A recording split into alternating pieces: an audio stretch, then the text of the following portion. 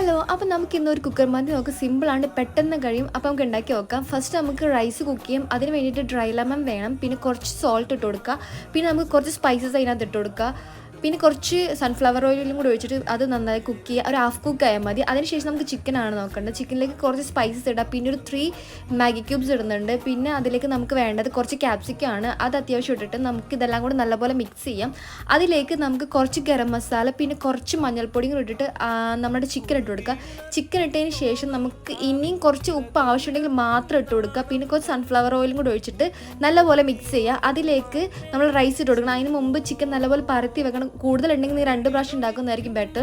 പിന്നെ റൈസ് ഇട്ട് അതിൻ്റെ മുകളിൽ കുറച്ച് മഞ്ഞൾപ്പൊടി വെള്ളത്തിൽ കലക്കിയതും കൂടി ഒഴിച്ചിട്ട് 2-3 പച്ചമുളക് കുത്തിക്കുക. ഒരു വിസിൽ വന്നാൽ മതി. അതോടെ നമ്മൾ മന്തി റെഡി ആയിട്ടുണ്ട്. ഈസിയാണ്, സിമ്പിളാണ്, നല്ല ടേസ്റ്റുമാണ്. ഞാൻ ഫസ്റ്റ് ടൈമാണ് ഉണ്ടാക്കുന്നത്. ഈ ബിരിയാണിനേക്കാളൊക്കെ ഇത്ര സിമ്പിളായിട്ടുള്ള ഐറ്റം ആണെന്ന് മനസ്സിലാക്കിയിരുന്നെങ്കിൽ നേരത്തെ ഉണ്ടാക്കി